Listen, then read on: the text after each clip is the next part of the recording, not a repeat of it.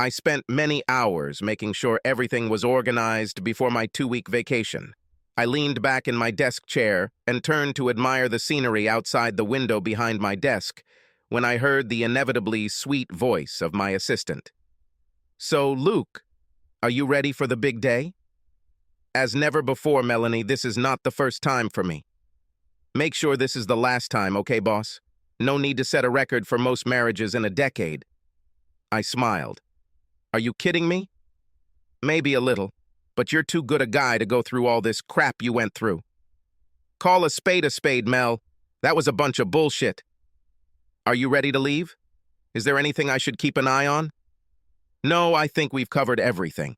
Thanks for asking me to leave after Wednesday for the wedding on Saturday. Tonight I can just go to the pub and relax before diving into the sea of details on Thursday and Friday. I'm glad that we decided to make this wedding small. So, will you complain to HR if your assistant hugs you? I've never done this before. Melanie has been one of my closest friends and a very special person to me since the day I hired her shortly after accepting a position at Personal Wealth Financial almost 10 years ago. I will never forget interviewing her for her job. Her resume made her the best candidate, but when she walked into my office, I saw a rather shy, thin girl who seemed shy and reserved. It didn't take long for me to notice the redness around her nose and slightly dark eyes. The poor girl was sick as a dog, but still fought to get through the interview. I was so impressed that I invited her for a second interview. Then I met a real dynamo with an overflowing personality. True, she was not outwardly attractive. She was skinny and didn't seem to have enough butt to hold up her pants.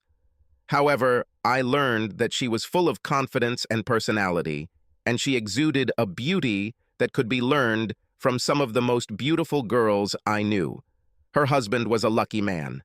I decided to relax for a few hours at my favorite pub near my home in Kirkland, Washington, and eat a light dinner. Kaylee, the bartender, has filled many roles for me over the years. Her beautiful red hair framed the stern face of the woman who was my second mother, confidant, advisor, and caring friend. When she was young, I'm sure she was quite attractive, but hard living and smoking left their mark on her features in the late 40s. But to me, she was a wonderful person. She saw me at my worst and always seemed to find the right words when I needed them. The pub was sparsely stocked and had the familiar smell of fried food and an atmosphere of soothing, raw emotion. As I walked towards the bar, Kaylee looked at me and smiled. "Mr. Three Deceptions in the Wind, how is my favorite client doing?" "Better than I deserve, Kaylee. Are you still chained to that guy, or are you ready to run away with me?" "What?" "And ruin your lovely bride's big day this Saturday. So, business as usual, Luke?" "Yes." As Kaylee hurried to the tap, I noticed an attractive woman sitting alone 3 chairs away from me. I guessed she was in her mid-30s. She was biting her lower lip and showing a slight smile, apparently caused by my interaction with Kaylee. I decided to be friendly and greeted her. "Hello?" Her brow furrowed and her suspicious eyes sized me up. "You don't look drunk." I raised an eyebrow. "That's the most interesting greeting anyone has ever given me. No, I'm not drunk." "The bartender said you were 3 sheets in the wind. I assumed that meant she thought you were drunk." "Oh," I laughed. "That's her nickname for me. But it's not 3 sheets. It's 3 lies."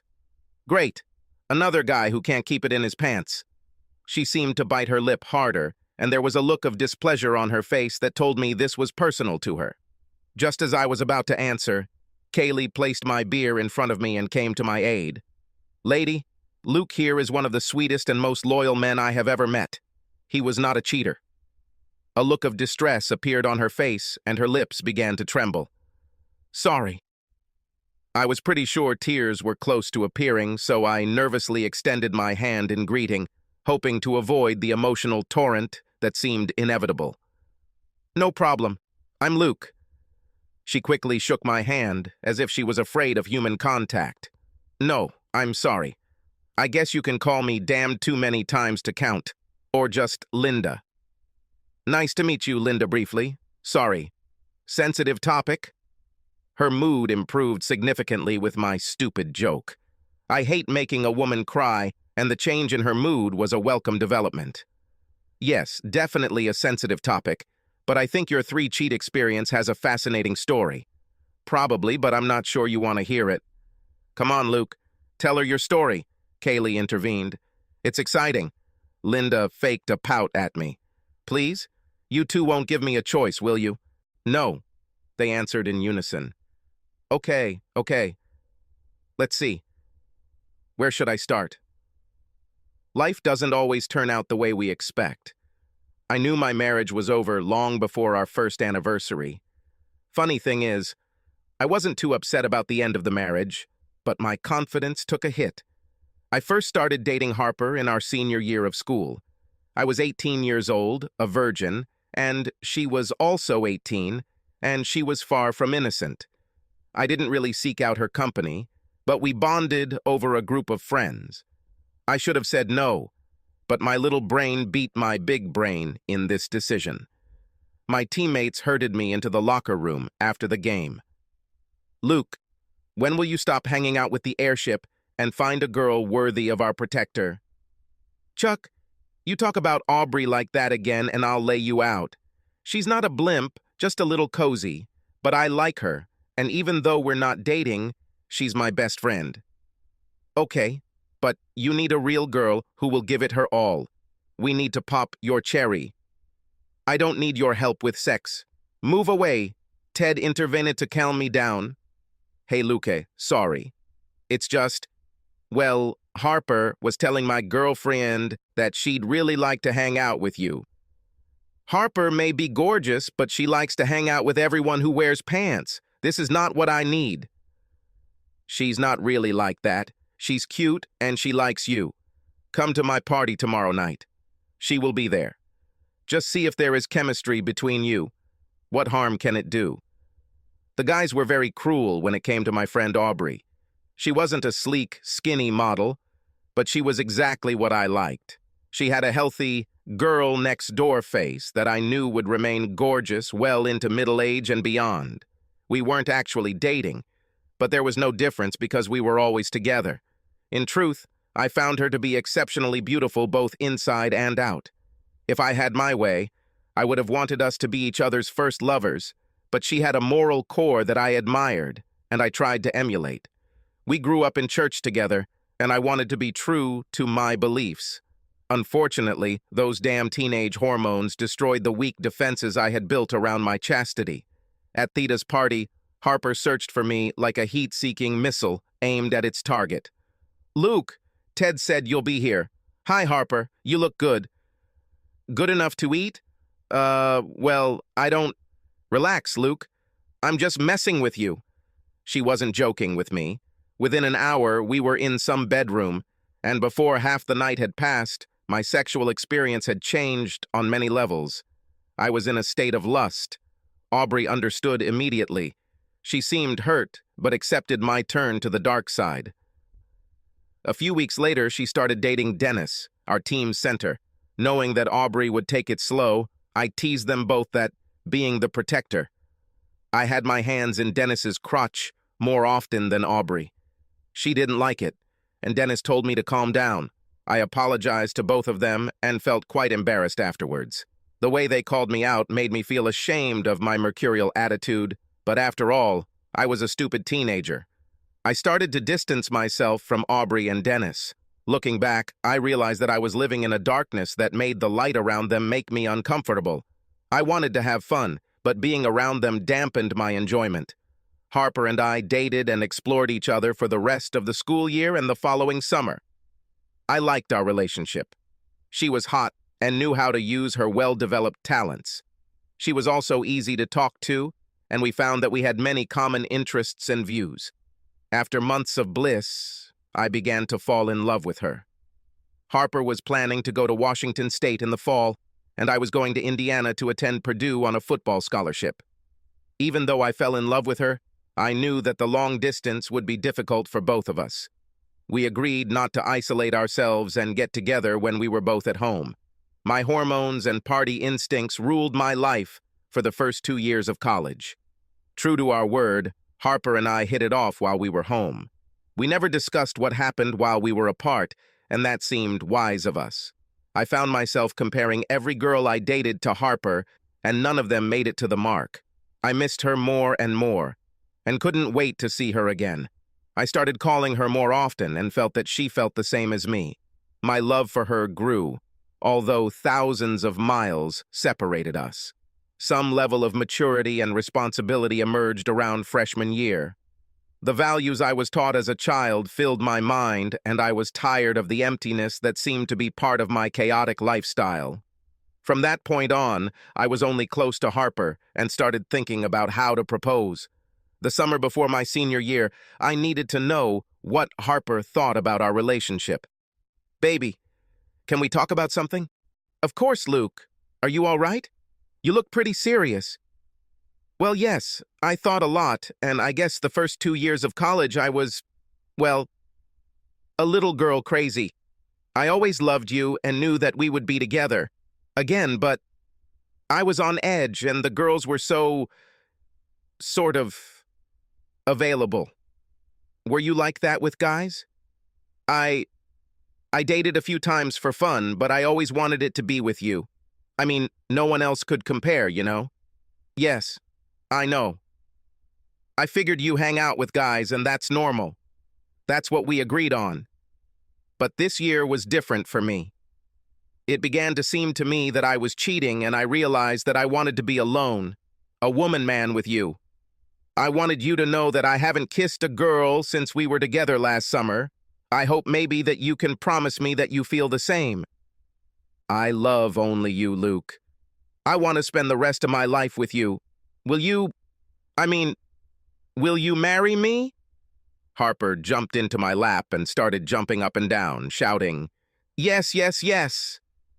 We made love, and then lay next to each other and began sharing our dreams of a life together. She suddenly sat up with a worried expression on her face.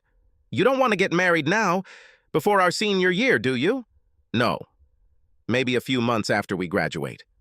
Harper seemed relieved by this. I assumed she was thinking about what would be practical, but it still bothered me a little. I also realized that I never received an answer regarding her recent loyalty, but she waved a magic wand that made me believe that she was faithful only to me. At that moment, it was a small thorn in my mind, but it began to haunt me again. Harper got a job at a real estate agency, and I started my career at a financial planning company, Personal Wealth Financial. We got married in December of that year, and I thought I was happy. I was determined to return to the faith I had grown up with. But it became obvious that Harper was not interested in spiritual matters. I began to realize that living with someone gives much more insight into who they really are. I didn't have to wait too long after the wedding for the first sign of anxiety to appear. Harper talked me into cutting short our honeymoon in California's wine country so we could attend a New Year's party with more of her friends, most of whom she knew from college. I hardly saw my newlywed all night. The party took place in the dance hall, which we rented together. Harper rushed around the room, chatting with everyone. Sometimes I didn't know where she was. Several of her friends kept me busy, almost as if this was their assignment for the night. I had to carry the limp Harper into the car and into our apartment. She was very considerate and apologetic about her behavior at the party, so I forgave her. But over the next year, many things accumulated in my mind that I could not come to terms with. A year has passed, and it's time for another New Year's party in the same place. I didn't really want to go, but I also felt obligated to see what Harper does when she's alone with her friends. I figured I had a better chance of seeing the real Harper if she didn't think I was there. So, at the last minute, I backed out, citing an upset stomach. Harper almost seemed relieved that I was staying home. I let the party go on for a few hours and then showed up around 10. I tried to remain inconspicuous when I arrived. It didn't take long for me to see Harper across the room. A group of 6 guys stood around her, and they all took turns, exchanging passionate kisses with her. Then I saw her drag one of them by the hand into the corridor, leading to the small dance halls. The others retreated, exchanging high fives and looking like they were standing in line. I stood there for a while, wondering what to do, and decided that I had to see what would happen next. I crossed the room, but I couldn't go unnoticed by Harper's friend, Amy. "Luke, Harper said you're homesick. Get out of my way, Amy." "Luke, please don't go there. I grabbed her hands and looked her straight in the eyes. Why? What will I see? Amy began to shake with fear. She could see the anger building inside me, and I did little to hide it. Luke, you won't like this. Please don't go. She really loves you. I pushed her aside and followed my wife. There, in the practice room, my wife was kissing and starting to undress with a guy she had voluntarily brought into the room. I wanted to rush in and smash them to smithereens. Instead, without being noticed, I took a few photos with my phone and went home. At home, I printed out one of the photos and left it on the table with my wedding ring. I packed enough clothes for the week and headed to the Holiday Inn. It was strange. I sat in the room, feeling like I had to cry or vent my anger.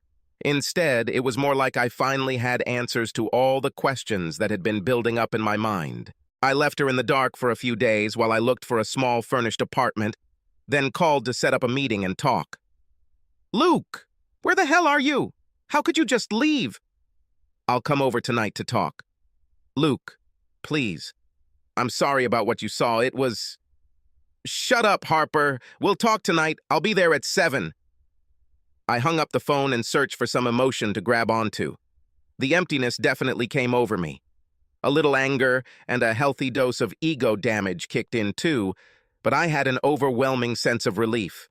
Of course, I spent a little over a year on it. Somehow, my discovery of the real Harper justified what my growing suspicions had been telling me. Our relationship had never really been right. My thoughts went back to a conversation I had with my father many years ago. We were talking about love and relationships, and I asked how I would know when I found the right woman. His words were now ringing in my ears. It's different for everyone, but when you kiss her, maybe your knees will go weak, or maybe you'll feel a glow, like you've been filled with electricity. Maybe it will manifest itself in some other way. It doesn't matter. You'll know. I couldn't remember feeling such confirmation with Haley.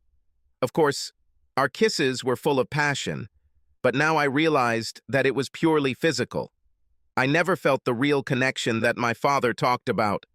So, to my surprise, I was fine. I was still disappointed with her behavior, but I was coping well. I entered the apartment at 7 without knocking. Harper sat at the kitchen table, looking at the incriminating photo and my ring. Calmly and clearly resigned to the inevitable, she greeted me with words that summed it all up. We're done, aren't we? I sat down opposite her. Yes. Aren't you going to scream or swear? Why? Should I? I would be in your place. I think I've finally seen the real you, Harper. And the truth is, we're not right for each other. Moreover, I don't think I've ever really loved you the way people in a marriage should love each other. I don't think so. That you love me that way too. Let's break up, keep it civil, and move on. Okay? I was surprised she wasn't more emotional. She simply shrugged, which made it clear to me what she was thinking, even more convincing than her next words. I guess I really wasn't ready for marriage. I wanted to be ready. You're the type of man I wanted to settle down with, and I wanted to be the girl and wife you wanted. I really did. You're right. It's just not me. Today, at the bar, Linda seemed thoughtful as I finished my story about Harper. Wow. Looks like you dodged a bullet when you realized the truth so early in your marriage. I didn't realize my marriage was a lie until we were 14. Don't take it hard because you are a truly beautiful woman, but I can see the pain in your face when you talk about it. I think no matter how long it takes, learning the truth can be very painful, but at least you can move forward, maybe a little wiser. Leaning my elbow on the bar counter, I rested my head on my hand and looked into her eyes. Something tells me I need to hear your story too. I'm getting better, but yes, I will share my story someday. But we've only been through one deception of your story, and I need to hear the whole thing. If you need it, this ends better than it started, so maybe this will give you some encouragement. Linda looked away for a moment and seemed to be deep in thought. Are you still seeing Harper? Sometimes. Shortly after our divorce, she was diagnosed with multiple sclerosis. It forced her to grow up quickly. She carries herself well and ends up marrying a nice guy. They seem right for each other. You're not the kind of guy who likes karma to bite his ex in the ass, are you? No, and I certainly don't. Having a disease or something like multiple sclerosis is not something I would wish on anyone. And I still have good feelings for Harper. We parted on good terms. So who's number two? I couldn't help but grin. Number two, an apt description of how things turned out with Zoe. I met Zoe at a party thrown for my old friends, Aubrey and Dennis. They married in college, and after graduation, Dennis took a position with a large manufacturing company. At a very young age, he was promoted to vice president of finance and had to move to Dallas. All their friends gathered in the Hyatt ballroom to wish them luck on their move. I was talking to a friend when the room seemed to light up as Zoe walked in with an aura of glamour and grace. She was, in a word, amazing. I later found out that her photo was on the cover of Maxim about a year ago. Every man, including me, had to wipe the drool from his lips. Most of the men there were married, and their wives were with them. Then the funniest thing happened. No army general could have organized a defense faster or more effectively than the maneuver that the wives instantly launched. Almost every man has been physically drawn into a serious conversation with his spouse. I was one of 3 free men left, and Zoe quickly directed her hungry gaze at me. I watched as she deliberately walked towards me, and I instantly feared that the reaction in my pants would soon become apparent. Hi, I'm Zoe. Am I imagining or did about 20 women just demonstrate their rights to their men? I guess it's not your imagination. By the way, I'm Luke. She shook my hand, and her touch sent shivers down my spine. Zoe, nice to meet you, Luke. Looks like the ladies must think I'm a threat. You don't seem to have a chain and ball protecting you? No, my chains were broken months ago. And yes, you are a threat. You should know how beautiful you are. Thanks, but you're damn handsome too. I felt a warm rush of blood in my cheeks as I tried to find an appropriate answer. Well, maybe we should spend some time admiring each other's beauty? Oh man, her laugh was amazing. I like you, Luke. You're funny, so maybe we should just hang out and get to know each other better. And so we did. She was smart and charming. We communicated easily, and I was under her spell. She seemed interested in me too. The party ended, and Zoe and I made a date for the next evening. She had to leave a little early, which gave me time to pay attention to Aubrey and Dennis. Aubrey was still the same pretty girl next door I knew in high school. She still wasn't skinny, but to me, she was perfect. When I approached, she greeted me with some disapproval. Hey, Casanova, did Zoe hook you? We somehow hit it off right away. Why? Be careful. You know Dennis and I value you very much, and we don't want you to get hurt again. She seems harmless, and I really like her. Luke, I love you, friend. Open your eyes. You're repeating a pattern. I was a little upset by Aubrey's rebuke. How could she assume that I didn't know what I was doing? I can handle it. I mean, we just met. I'm not walking down the aisle yet. Okay. I mean, she's smart and successful, so she has a lot going for her. Just promise to keep your eyes open. Please guard your heart. You have a good heart and you're a great guy. You need to find a woman who likes you. Deserves it. I wanted to say it, but I couldn't. I wanted to say, I found this woman, but I let her go. Zoe and I didn't hesitate. It seemed like we were on the same page on all the important issues in life. Less than 6 months had passed since we got married. I made it clear that loyalty was my #1 priority, and she gave me every reason to think she shared that sentiment. She seemed to share my commitment to faith, so I assumed we had what it took to last a lifetime. She owned a small modeling agency and focused on making sure she had a good work-life balance. We got married without much fanfare and began our life together with high hopes for the future. Our home life was warm and fulfilling, and our sex life was fantastic. Zoe never gave me any reason to doubt her commitment to monogamy or our marriage. After 3 years of marital bliss, we began discussing the possibility of having children. She seemed excited about the prospect, but I noticed that she never really took the steps necessary to get pregnant, such as going off birth control, even though she agreed that she would. However, I was walking on air and felt confident that I had struck gold by having Zoe in my life. It seems that just when you think all's right with the world and your life's on the right path, life decides to throw a test at you. It was a dark and rainy Monday when I faced one of the worst days of my life. Aubrey called me at the office early this morning. She rarely called me at work, and from her voice, I knew something was wrong. Aubrey, what happened? I don't want you to worry, but I wanted you to know. Dennis has leukemia. Oh my God. Did you just find out? I just got back from the hospital. The doctor said there's a lot that can be done today. I hope he's right. How are you? She sighed, and I heard her trying to pull herself together. Yes. The doctor seemed optimistic. It's an unexpected shock, of course. He's been a little tired lately, but we couldn't imagine. But you know Dennis. He tries to seem cheerful, but I see through his acting. Keep us in your thoughts, okay? She tried to sound encouraging, but I knew my friend too well. She was hiding intense fear and a severe bout of depression. I wanted to be there to hug them both, but it was impossible. We usually spoke on the phone once a month, and I decided to increase this to a weekly minimum. She was thousands of miles away, but my friend needed my support. Our conversation ended, and I was overcome with depression. I felt like I was drowning in an ocean of anxiety as I looked out of my office window at the gloomy, rainy landscape.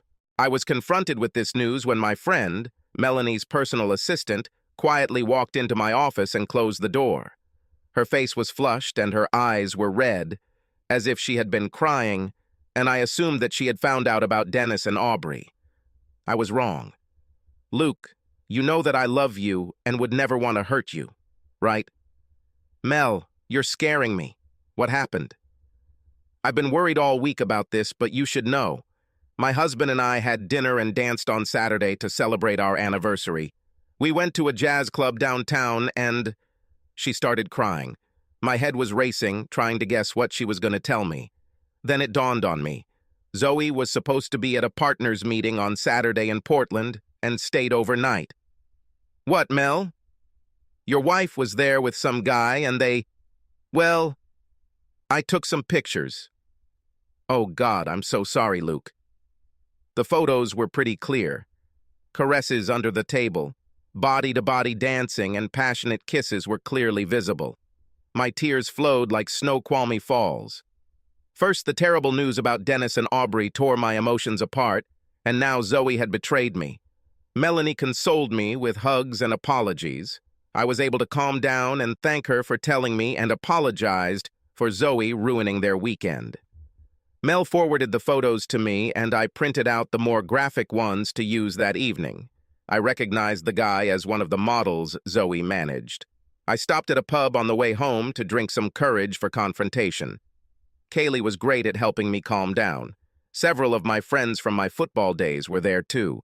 I didn't know at the time, but the two of them hatched a plan to teach Zoe's lover a lesson. Later, I found out that they found him and beat him to a pulp. I kinda wish they wouldn't do it, but at the same time, I felt a lot of guilt for being secretly happy about it. Waiting for Zoe to return home seemed like an eternity. My stomach hurts.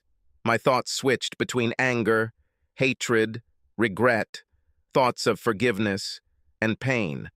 When she finally came in, I was sitting at the dinner table with my evidence ready to be presented. She entered the room cheerfully and joyfully. "Hello, dear?" She came to kiss me, and I pushed her away. "Sit down, now." She sat down so quickly that she almost missed the chair. "Luke, why are you talking to me like that?" "Don't know." I laid out the photographs on the table one by one. "Is there any other way I should talk to you?" She looked at the first one and immediately turned pale. Her tears flowed freely and might have melted me a day ago. Now they only annoyed me. "So, what part of loyalty didn't you understand?" "Luke, What? What are you going to say? Is it just sex? It doesn't mean anything? You only love me? What can you even say to justify yourself? Please don't hate me. Give me a few days to cool off. I'll never again..." "Never what? Never do this again? How many times have you done this with this guy? How many other guys have there been? I can't believe you betrayed me like that, especially knowing how Harper cheated on me." You just don't understand a woman like me. Understand! My anger boiled over.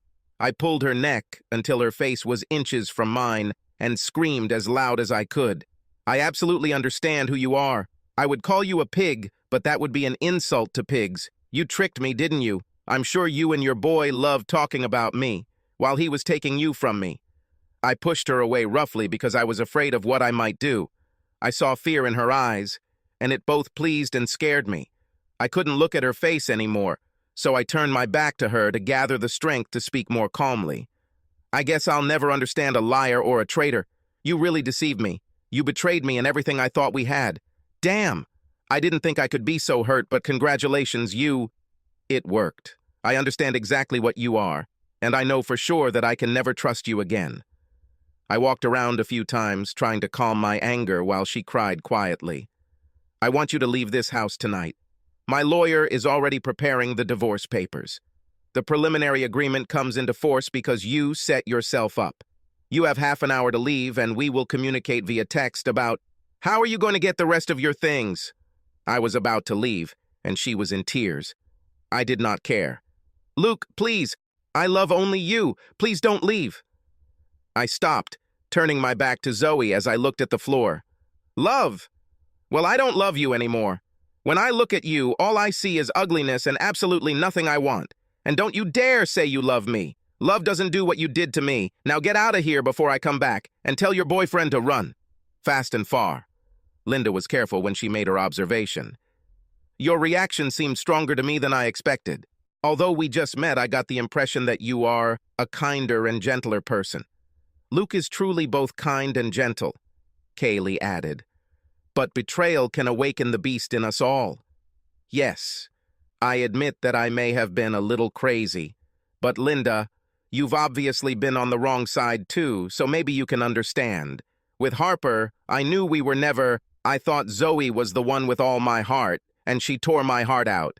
I said those things to blow off steam and maybe hurt her as much as I could without resorting to physical force. But then, what I said was true. Maybe she'll learn a lesson from this, or not. How did it end after that?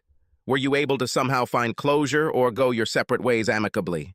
I calmed down, and we eventually talked. If it had just been a mistake, I think I would have tried to save our marriage. After all, I'm not perfect, so I was hoping for forgiveness if the roles were reversed. But there was a scam that had been going on since before our marriage, and she couldn't even commit to ending it. So we separated, but not on the most amicable terms. Surprisingly, Zoe meekly accepted the divorce as it was presented. She moved to New York, and I have never seen or heard of her since. What happened to her lover? You said he was beaten badly. Did that affect you in any way? He had a lot of bruises and was in a lot of pain for a while, but he recovered. What upset him the most was a scar over his eye that threatened his modeling career, but even that faded over time. Strangely, Zoe was my alibi. As the attack happened 45 miles away at the time, I ran into Zoe in our dining room. I admit that my first reaction was a feeling that justice had been served, but that quickly passed. Of course, he was a bastard, but I didn't want this to happen, and I never instigated it. So that's two. It seems you chose the same type of woman, expecting different results. I smiled sadly. You sound like my friends. They all tried to tell me the same thing, but apparently I'm a slow learner since I went down a similar path after Zoe. Are you kidding? No. I would. As sad as it was, I think you'll like how I found out about Samantha cheating. My divorce, it was finally said in October 2016. I decided to fly to Dallas to see Aubrey and Dennis and spend Thanksgiving with them. As usual, there was a lot of air travel this week, and I found myself in SeaTac waiting several hours due to delays. I was concentrating on my beer in the lounge when a beautiful blonde sat down across from me, having an intense conversation on the phone.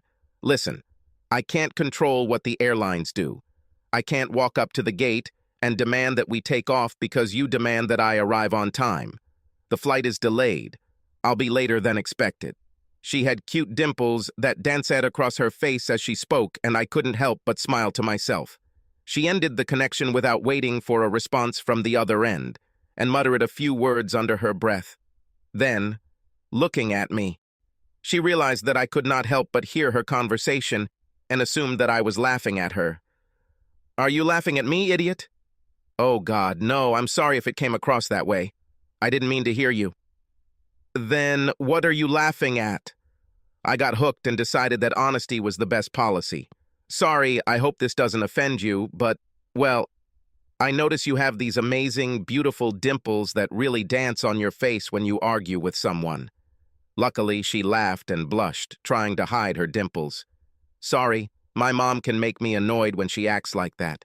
She thinks the whole world revolves around her schedule, and it's my fault I'm late." "Moms can be like that. Are you okay?" "Oh, yeah, I love my mom, but air travel is hard enough, and I don't need her attitude right now." "Oh, your phone is ringing." "It's her. Trust me, I'm doing her a favor by not answering. I'm not in the mood, and I can't be responsible for anything that might come out of my mouth. Can I buy you a mood-setting drink? A drink from a stranger?" She showed off a girly look, with a shy smile and dimples on full display. "I'm not that kind of girl." "Well, I'm Luke, and you?" She laughed, smiled, and exclaimed with feigned annoyance, "I'm Samantha, or Sam to friends." "See? We're not strangers now. What are you going to drink, Sam?" We talked for almost 2 hours before my flight was finally announced. I was captivated by her wit and charm. She didn't have the cover beauty of Harper or Zoe, but she was still extremely attractive. Her smile was a little crooked, similar to Drew Barrymore, and combined with those wonderful dimples, I found her sexy as hell. She had the body of an athlete, which made me feel like a high school sports star who had let himself go a little. I decided that this needed to be fixed. I was almost sorry to hear the airline's announcement. "Damn! Sam, I really enjoyed getting to know you. Do you live here in the Seattle area?" "Yes, I live in Redmond. I'm almost there in Kirkland. Can I be so bold as to ask if you're in a relationship? Because I'd like to take you out to dinner and get to know you better." My opinion of how cute she was only intensified when she wrinkled her nose. "Wow, you move fast, but you seem pretty cute, so... Okay, give me your phone." "Of course, here." "Okay, my information is now in your contacts as Sam, and you can call me anytime after I get home next Wednesday." "Thank you. I have to say, I never thought I'd be this happy after having to wait for a flight." She was extremely sexy when she laughed. "Me too. I may even be in a good enough mood to call my mom back." We hugged, and I felt in seventh heaven. She stepped back from our embrace and looked into my eyes. "Do you really like my dimples? Or was that just a nice phrase?" "Trust me, I really, really like them." "Luke?" "Yes." "Please don't be weird. I don't want to have to beat you up." I was glad she laughed. "Don't worry. I'm so ordinary that I'm more afraid of being boring to you than anything else." The flight was great because I felt like I didn't even need the plane. I was filled with lust, with the hope of love on the horizon. Chemistry seemed more than right. Dennis met me in Dallas, and I was surprised at how good he looked. On the way to his house, he told me the good news that he was in remission. He is one of the truly good guys on this earth, and I couldn't be happier or relieved to know he's doing well. Dennis and Aubrey had 3 children, and their home seemed like the place I always wanted for myself. Love was everywhere. Aubrey prepared a fantastic feast and took the time to scold me for choosing narcissistic women for marriage instead of finding a girl with good character. In the back of my mind, I wondered what category Sam would fit into if we ended up in a relationship. I decided to call Sam on Thursday when we both got home. I was expecting a quick conversation to plan a date, but our conversation turned into a 2-hour marathon. My mind was spinning with happiness by the time our conversation ended. I felt a huge smile on my face and enjoyed the moment. Then I realized that I wanted her. I couldn't wait to pick her up on our date. I was so excited that I had to restrain myself from leaving too early. Her apartment was only 3 miles from my house, and I expected to spend a lot of time moving between our homes in the coming months. On our first date, we went to one of my favorite places, Matt's restaurant, rotisserie and oyster house. We talked easily and I could not take my eyes off her. I fell in love much faster than I wanted, but it was clear that I was falling in love. The longer we talked, the more beautiful she seemed to me. Our conversation turned to light kisses during dessert. We had barely walked out the door when she pulled me into a passionate, wet kiss. "Luke, you have no idea how much I want you to come to me." "Oh, I think I understand how much, but I want to slow down a little. Is that okay?" "Yeah, probably. You still haven't gotten over the divorce, so let's take our time." "Thank you for your understanding. You're much more understanding than my little brain." "Luke, I've been lusting after you since the moment you told me your name at the airport, but let's take it at a leisurely pace. That suits me."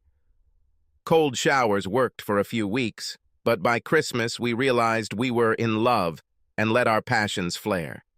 I've never run a marathon, but getting intimate with Sam was the most intense workout I've had since I played football at Purdue. Luckily, her favorite position was cowgirl, so I had time to catch my breath.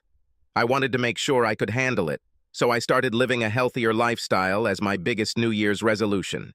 A few months later, Sam moved into my home just in time for Valentine's Day. There was no doubt that we were an exclusive couple and were moving quickly towards commitment. We were planning a small and intimate wedding for the summer. Sam played sports at a competitive level and remained active in a variety of sports. Hiking, kayaking, biking, and running filled our weekends when we weren't busy with the sleeping Olympics. She was actively visiting the local gym, and I decided to sign up too. We made working out a competition, so I bought us both a Fitbit and an iPad app that allowed us to track our fitness progress as individuals and as a couple. I was in the best shape of my life. The wedding was scheduled for the first Saturday in August. We invited only immediate family and a few friends. My personal assistant, Melanie, came with her husband. Aubrey and Dennis flew in to visit. I felt like I could do it this time and couldn't wait for Sam to become Mrs. Riley. The wedding was informal, with only 37 guests, so Sam didn't feel stressed. Sister Sam was the bridesmaid, and she didn't bother choosing other participants. Our priest performed the ceremony right in the reception hall, avoiding problems with transportation or loss of time. I stood with the priest, waiting for my bride to come to me. Before the procession, I examined the guests. Melanie was sitting a few rows back and beaming at me, but I didn't see Aubrey or Dennis. I hoped they didn't have any problems with the flight. We said yes, kissed, and started celebrating. The longer the appointment went on, the more worried I became that I wasn't seeing Aubrey or Dennis. About 2 hours into my appointment, I felt my phone vibrate with an incoming text message. "Luke, I'm sorry we missed your special day. I didn't want you to worry or ruin your celebration, but Dennis's cancer has returned. He went to the hospital yesterday. Don't worry, we're okay, but I'm so sorry I couldn't be there for you. Call me when you get back from your honeymoon." I told Sam, and she agreed that I needed to call Aubrey immediately. I called and she tried to convince me that everything would be fine, but we knew each other too well. Dennis was in trouble, and she couldn't hide how scared she was. Sam and I honeymooned in Hawaii, and I tried not to think about the difficulties Dennis and Aubrey faced on their own. All things considered, it was a wonderful trip, and I was comforted by Sam's understanding and attention to my emotional needs, in addition to her considerable skill in meeting my physical needs. A few weeks later, in mid-September, Sam and I flew to Dallas for a long weekend to visit Dennis and Aubrey. When I walked into their home, their son and 2 daughters nearly knocked me off my feet, hugging and greeting their Uncle Luke. But the real blow for me was seeing Dennis. The big, strong center on my high school football team was skinny and weak. His complexion was gray, and there was an air of death about him. I tried not to show shock and tried to treat my friend the same way I always did. After dinner, Sam helped Aubrey with the dishes, and Dennis took me to his office. "Luke, you probably realized that I won't win this battle." "Come on, Dennis. You're a fighter. Life is a fight that we all lose eventually, my friend. I've come to terms with that. My biggest concern is Aubrey and the kids. They'll be okay financially. I've taken care of that, but promise me you'll look after them." "Okay. I think they'll stay here in Dallas, but the kids will need contact with their godfather, Uncle Luke. and Aubrey is his best friend. You didn't have to ask, but I promise. You know I love you, man. Do you understand? I know. The feelings are mutual. You're a good person, Luca, and a good friend. I couldn't stop my lips from trembling. I thought guys weren't supposed to cry. Dennis had difficulty speaking, clearly embarrassed. Real guys cry, buddy? Can silence be warm and sad at the same time? She stayed like that for a few moments until Dennis changed the subject. By the way, Sam seems wonderful. I hope you and her have a long, happy life together. 2 weeks later, Dennis left. The farewell ceremony and burial took place in Washington, where their families lived. Aubrey and the children stayed with us for several weeks while we tried to help them get through this difficult time. Yet again, Sam was wonderful and a true partner during difficult times. A few months later, Sam came to me with an idea. You know Hugh, the owner of the gym? He's about to retire and asked if we'd like to buy the place. Really? What do you want to do? My career at Microsoft isn't bad, but it's more like a dream. It's what I'd like to do. Well, I don't really want to change careers. I've gotten too comfortable and made a lot of money in the market. Why don't you do it yourself? Alone? I guess I could, but I don't have that kind of money. Maybe I can help. How much is Hugh asking for? I have enough to pay for the business he's selling, but he also wants to sell me a building. That part is worth $2 million, which I don't have and don't think I can find. I was thinking about starting a company for the purpose of investing in real estate, as my portfolio had grown significantly, giving me a lot of freedom to branch out into other investments. We moved forward with my company and named it Riley Investments. Sam created a separate company in her name for the gym, after which Riley Investments provided her with a line of credit for some improvements and to cover fluctuating operating costs in the first few years of operation. Our accountant and lawyer prepared the agreements, and our new ventures were successfully launched. The night all the paperwork was signed, I was showered with kisses, and we celebrated energetically in bed all weekend. Microsoft asked Sam to stay on as a consultant at a significant hourly rate. We discussed the pros and cons, but we both understood that the extra income would really improve her financial situation. Less than a month later, it became clear that the new business would be a great success. Owning a business and working for Microsoft, including occasional travel, created a lot of workload for Sam. She had energy, but I had to help out at the gym if she needed to leave town. We were happy, although we began to plan to start a family. Sam thought it might work if she ended up leaving her job at Microsoft. Right after our first anniversary, Sam was scheduled to travel to Atlanta for 3 days to support software development. As usual, we talked every evening and shared details of our days.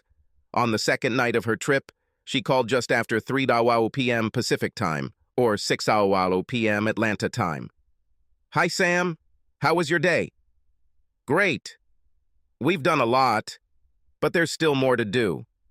I can't talk much as some of the team are going to continue working over dinner.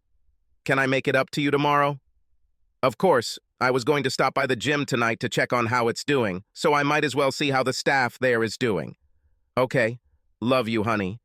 And I love you, too. I went to the gym and decided to work out before taking time to check things out in the office. I was pleased with how things were going and stayed until 9 o'clock in the evening. I was tempted to call Sam, but it was after midnight in her time zone, and I was sure she had had a long day. I took a shower and wanted to pass the time by playing a game on my iPad. The Fitbit app caught my attention, and I decided to see what my progress looked like. Opening the app, I felt the blue drain from my face. My stomach churned as I saw evidence of the destruction of my life. Sam played sports. Her Fitbit was active.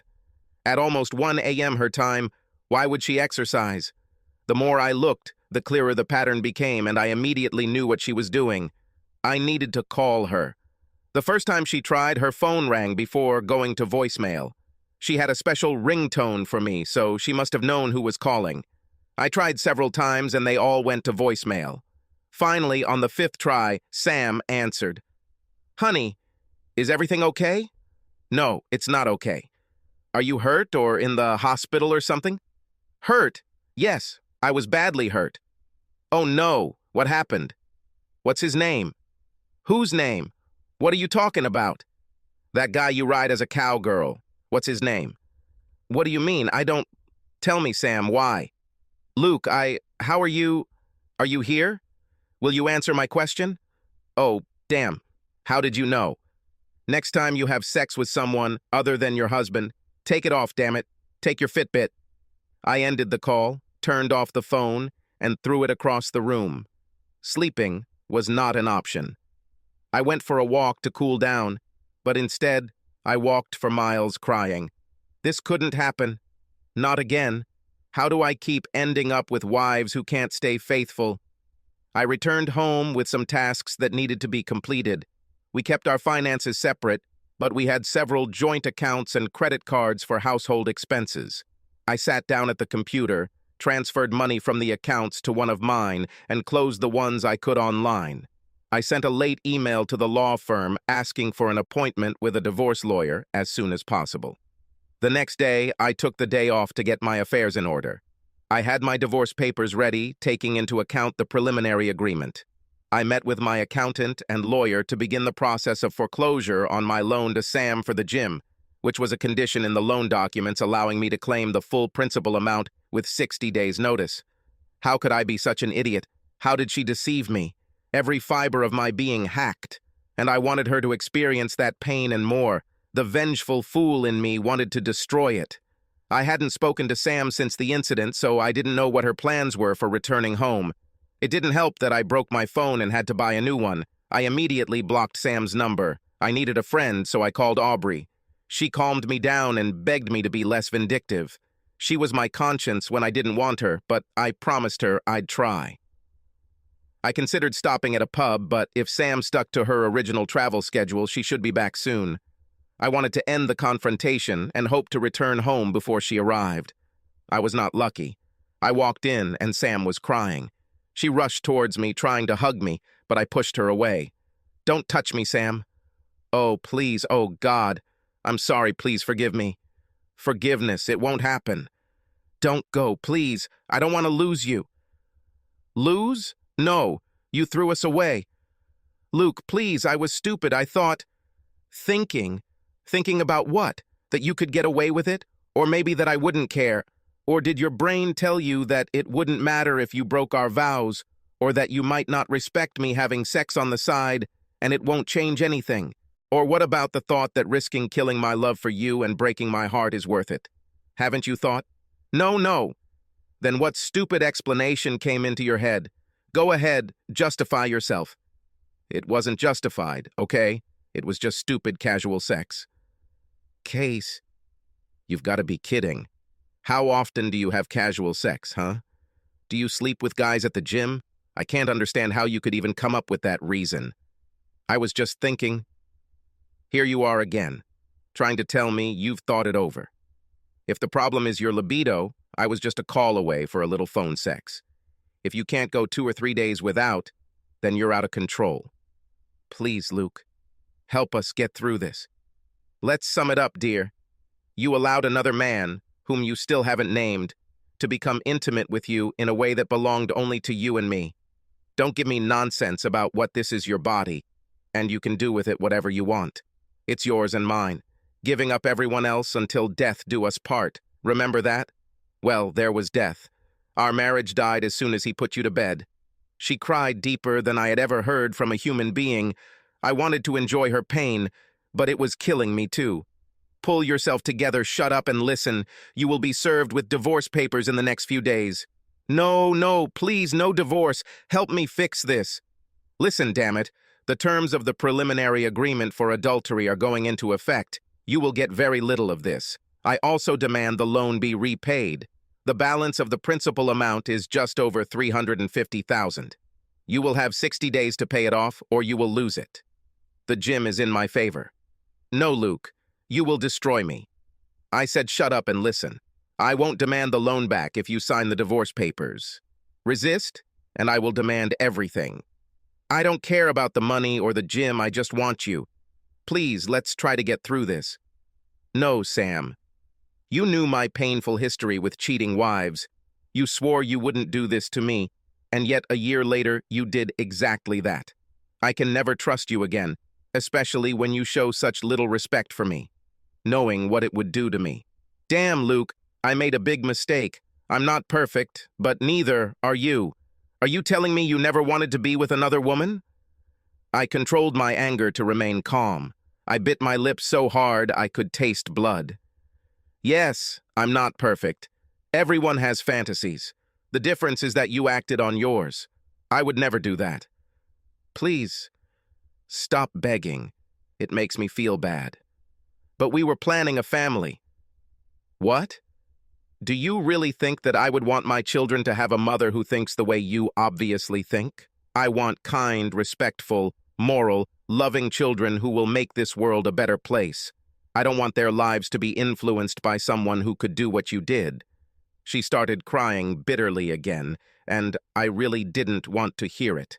I left and told her I'd be back in a day or two when we'd both calmed down. It was hard to leave the broken woman. I loved sobbing inconsolably on the floor. At first, I hoped that she felt as destroyed as I did, but I felt terrible guilt for the way I left her. Plus, I needed to leave before I broke down.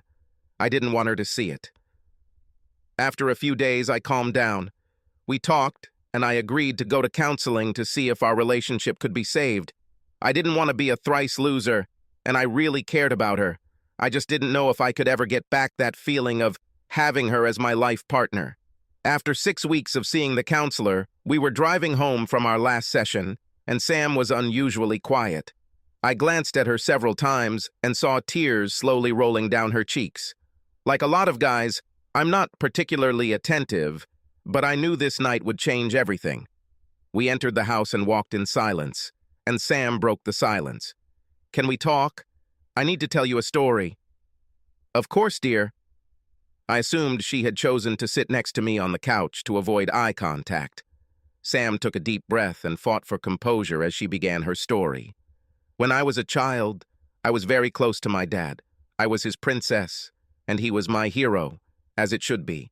My sister and I would always snuggle up on his couch while we watched a movie, or just relax together after dinner. Even in my years of teenage rebellion, we were close. When I was 16, I made him a promise of purity in our church that I would keep myself until marriage. I didn't make that promise lightly. I meant every word. Our church had similar events when I was a kid. Yeah, it was common back then. Anyway, I started dating a guy from our Sunday school class. We dated for about a year, and he kept pestering me to get closer. On my 18th birthday, I gave in, and Pandora's box was open. I couldn't get enough. I know how you work. Yeah. Anyway, one night when the rest of the family had to go to a banquet, my boyfriend and I were left home alone. Of course, we were naked as soon as the family car left the driveway.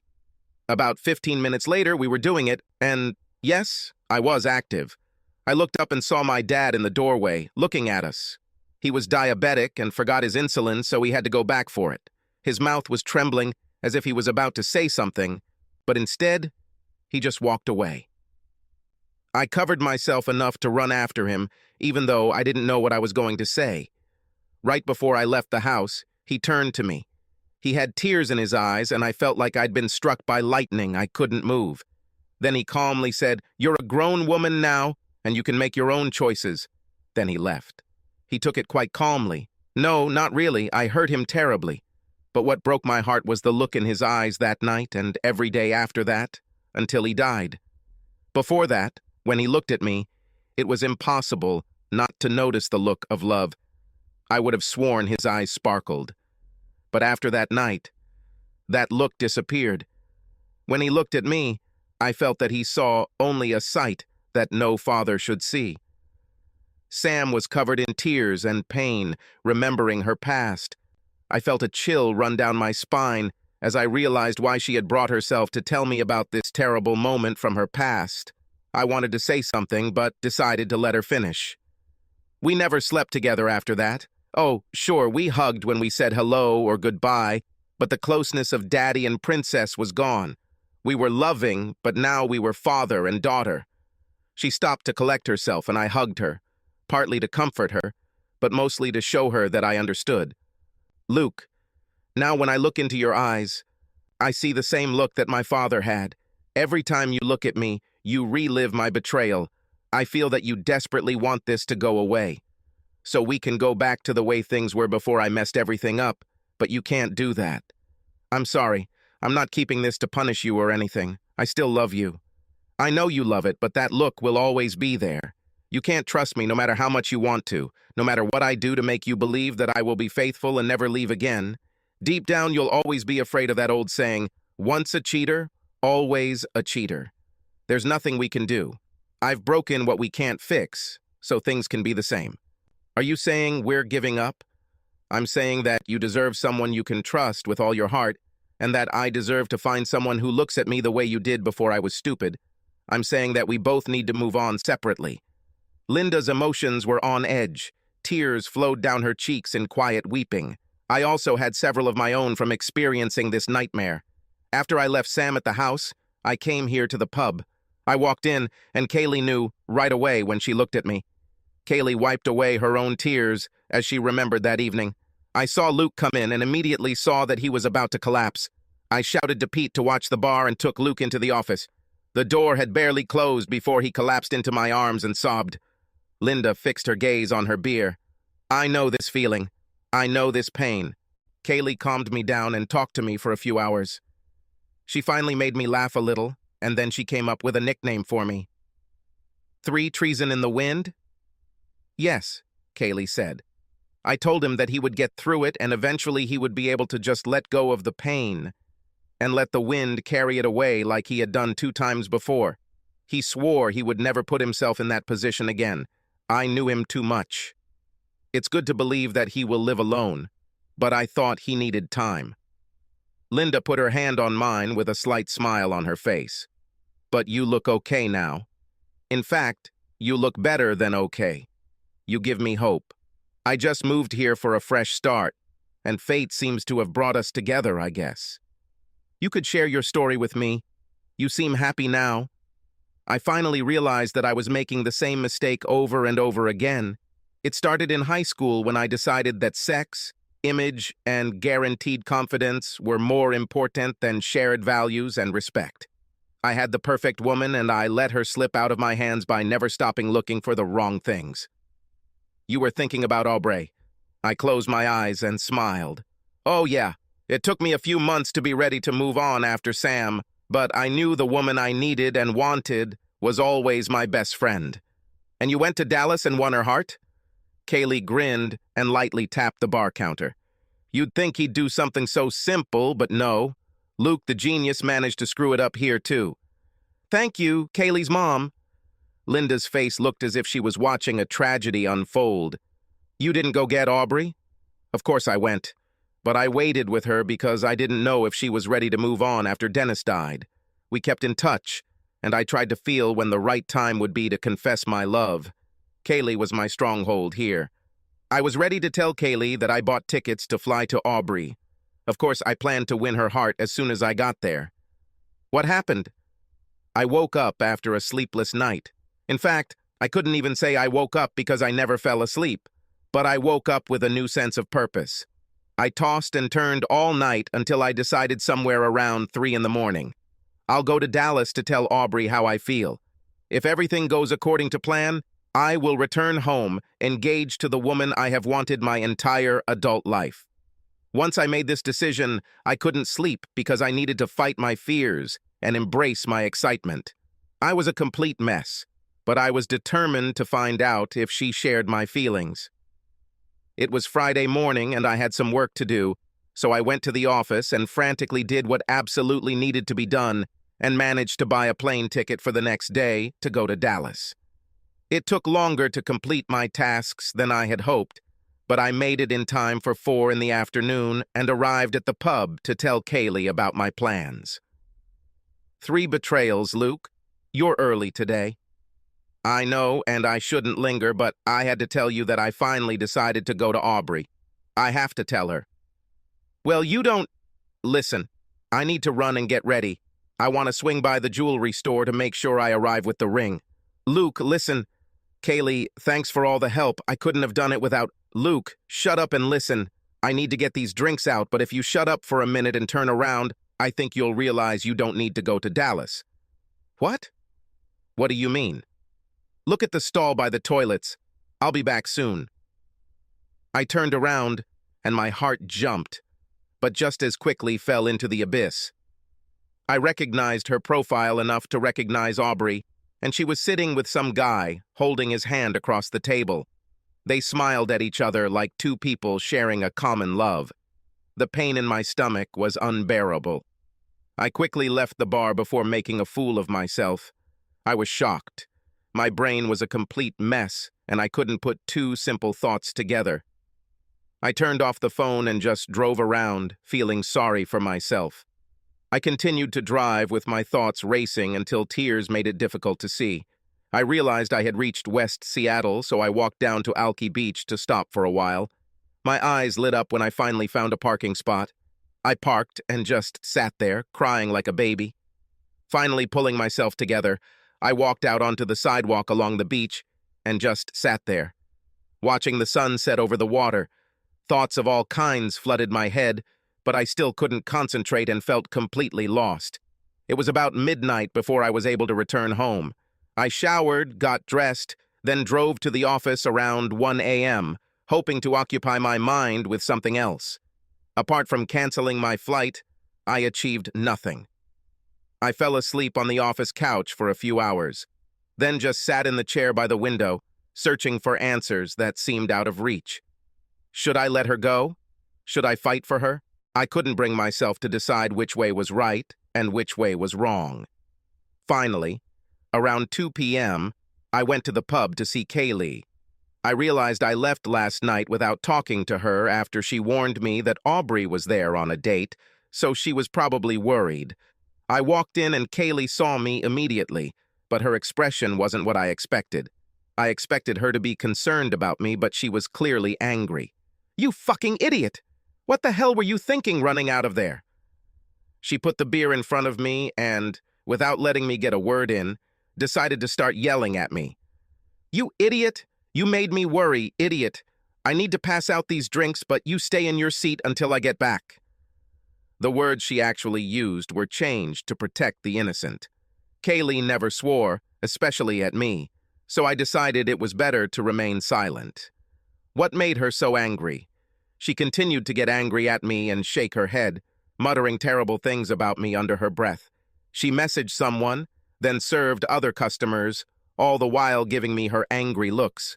It took her about 10 minutes to finish her business before she finally stood in front of me, looking like a demon trying to pierce my soul with her gaze. She was obviously trying to control her mood before speaking. I froze in fear and remained silent. "What a fool you are. I thought you were going to come to Aubrey's table, but instead, you ran out the door. What the hell have you done? What kind of sucker has gotten you?" I couldn't... Shut up. You spend months, no, years telling me how much you love Aubrey and then you run away without talking to her? But you warned me. You showed me where they were. Warned? About what? Damn, Kaylee. You know I love her more than life itself. I told you I was going to Dallas to finally confess my feelings and ask her to marry me. In my head, I had already committed myself to Aubrey, the woman I loved with everything I have. I've loved her since I was a child, and I would do anything to have her as mine. When you warned me by showing me where she was sitting with her boyfriend, I realized that maybe Aubrey had other plans with this guy. Kaylee's face softened significantly, but then I noticed that she was not looking at me, but somewhere behind me. Then I felt a gentle hand on my back and heard the voice of an angel. "Is this really how you feel about me, Luke? I've waited almost 20 years to hear these words from you." I spun around on the bar stool and Aubrey pulled me towards her. Our lips met and our tongues danced with a fury and passion like I had never experienced. I felt our hearts and minds merging into a single loving being. Our souls soared into a new dimension, as if we could leave our bodies and look down upon a heavenly blessed union. After 3 marriages and a number of other relationships, just one real kiss made me understand what my father had been trying to tell me all these years. It was confirmed beyond a shadow of a doubt in my mind. Aubrey was the one. She was the true love I was always looking for and needing. Linda couldn't hide her tears. Did you almost miss out on the woman of your dreams again? Kaylee looked at me with a raised eyebrow. That's right. Once he had recovered from their rather erotic display of affection, I asked him what he was thinking about doing such an act. I told you, she was sitting with another guy. Kaylee looked ready to tell me off again, but I saw a sparkle in her eyes. Then I told him he was a complete fool for making such assumptions without checking them. A smile spread across my face as I felt her hands on my shoulders before she spoke. Kaylee, are you teasing Luke again? I turned around to see my love and pulled her lips to mine. After a few seconds, Kaylee sneezed and cleared her throat. Hey, do you want some privacy? This show of affection is embarrassing for all the other customers. Aubrey smiled back at her. We'll definitely use the room in a few days, won't we, dear? Linda smiled, wiping tears from her sparkling eyes. You make a great couple. Oh, sorry. Linda, let me introduce you to my fiancé. Hi, Linda. Luke's mannerisms are a little out of control. I'm Aubrey. Linda beamed with happiness through her tears. Aubrey, I'm so glad to meet you. Luke talked all about you in the evening. I have to say, if he ended up with anyone other than you, it would be the worst story I've ever heard. It's so cool when childhood friends end up together. Luke, were you talking about me? You're the only topic worth talking about. She kissed me tenderly again. Ah, you're so cute. She raised her eyebrows and turned her attention to Linda. I wouldn't say we were lovers. We were definitely best friends, that's for sure. I had to clarify. I think we both wanted to be more than friends, but we struggled, trying to find a way to move from friendship to something more. Aubrey laughed and said, Actually, Luke was a horny teenager, and I was too serious to be the subject of his experiments. Okay, she's right. Sometimes I wonder how things would have turned out if I had matured much earlier. I always loved her, and settled down with 3 women who had her outer beauty but were empty inside, and could never compare to what she was and remains. Well, Aubrey, Luke was definitely not wrong when he said how beautiful you are. Oh, you're both too kind. All that matters is when I look into his eyes, I see his heart so tightly intertwined with mine. I know he loves me unconditionally, and I feel like the luckiest woman. On the ground. Linda took Aubrey's hand and looked at both of us with a concerned look. Wait, what happened to the other guy? Aubrey looked at her with a knowing smile. There was no other guy. It was my cousin Paul. I stayed with him and his wife for a few weeks while I looked for a house in the area. I was already planning to move back and was hoping Luke would finally get his act together and ask me to marry him. Linda smiled, wiping away a few tears. You're a great couple. Hell, I was hoping I'd have a chance with Luke. She laughed. But I can see it's hopeless. I moved here from California to start over and was hoping to find new friends and maybe a real love. I hope there are a few more people like Luke here who are my age. Kaylee reached across the bar and grabbed my shoulder and Linda's shoulder with her other hand. Linda, you have 3 new friends here. Aubrey chimed in. Yeah, and you should definitely come to the wedding on Saturday, especially since you're new here. Oh, that's nice, but I can't interfere. To hell with it, girl. Coming to celebrate a wedding between 2 of your 3 friends in Seattle is not interfering. We'll be hurt if you don't come. Plus, almost everyone there will be from the area, and I'm sure you'll make a bunch of new ones. Friends. Okay, you've convinced me. Luke, honey, send her the details. You 2 really are the cutest couple. Don't you think it's pathetic that you both had to go through such hard times to get here? I can't speak for Luke entirely, but I think he needed those experiences to come into his own. For me, I wouldn't trade my time with Dennis or the joy our 3 children gave me for anything. I love this man, with everything I had, so wishing we had started differently with Luke is irrelevant, and in the end, it might not have worked out at all. I think the timing was exactly right, and Lord knows what he's doing. My love for Luke has never left me, and it's just as strong as the love I had for Dennis. I'm just blessed to have 2 great men in my life to fill it with love. It's so sweet. It's truly a miracle that you 2 are finally together. It wasn't a miracle. It was a conspiracy. I said, as Aubrey smacked me on the head and laughed. Kaylee and Aubrey planned everything behind my back. It's kind of true, Kaylee added. When Luke and Sam broke up, I called Aubrey. Luke had already told her, but I told her that wasn't the reason I called. I asked her when she and Luke would finally understand and get back together. Aubrey giggled as she continued the story. Dennis had been gone for 11 months, and I wasn't ready for another relationship yet. I admit that the idea of being with Luke wasn't new to me, but I wasn't ready yet, and I didn't think that Luke would, given his recent breakup. Luke and I continued to talk at least once a week, and I could hear the anger and pain in his voice. So I told Kaylee to work on his healing process since I knew he was almost here every night, and I would try to gauge his progress when Luke called. I already knew I wanted Luke, and I figured he'd be ready around the same time I was healed enough to move on. I intervened when Aubrey paused. About 6 months passed, and I found myself unable to think about anything or anyone other than Aubrey.